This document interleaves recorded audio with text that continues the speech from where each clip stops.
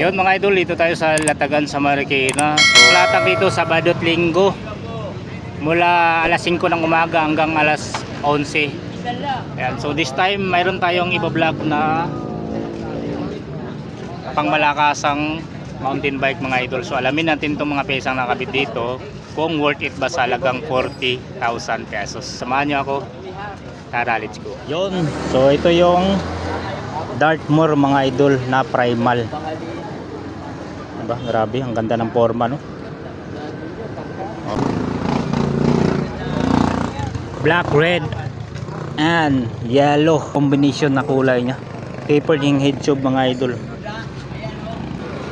Hardtail. So yung condition ng batalya, minimal yung gas-gas. External at saka internal yung kable. Pwede nyo ipasok yung kable dito sa top tube, pwede din sa labas. Yan.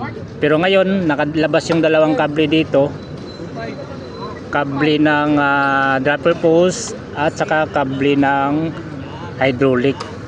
Yung kable ng RD dito pumasok mga idol sa top tube. Yan, dito lumabas, pumasok na naman dito sa seat stay. Yan, tapos dito lumabas. So smooth yung dugtungan mga idol, oh.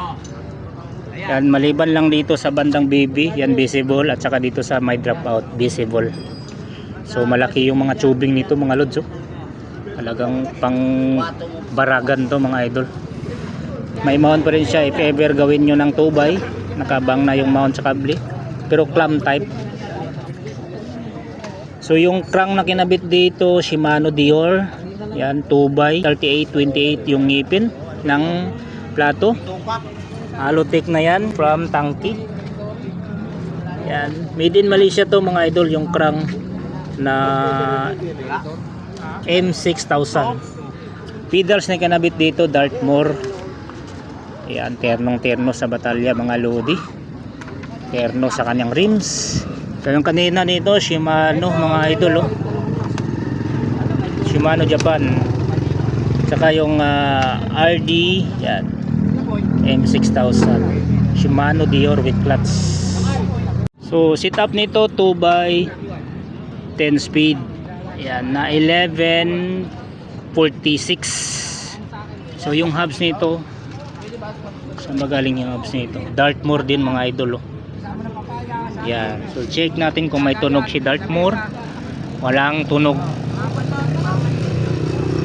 Zero visibility. Zero visibility. Harap at likod mga idol yung hubs na Dartmoor Revolt Pro 15. Terno talaga, no? Yung rims Dartmoor din mga idol 27.5.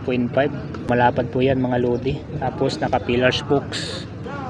So yung gulong na kinabit dito Maxxis R din na 27.5 by 2.25. So condition goods pa, nasa 95%. Madumi lang mga idol kasi ginamit. So naka ano na pala to, naka dropper post. Yan from Live. Ayan.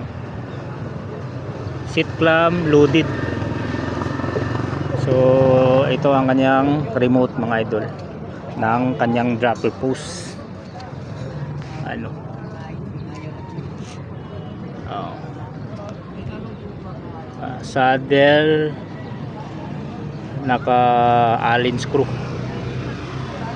Sulit na kanyang saddle. Dartmoor din pala ang kanyang saddle mga idol. So ternong terno to. So stem Dartmoor din to na maiksi. Headset Marchusi. Uy, sulit yung headset. Handlebar naka box sweep, saka naka rise up yan mga lodi, oh. Dartmoor din to mga lods. Yan.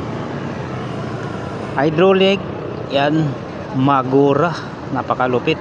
Tapos Shimano Dior M6000 yung shifter.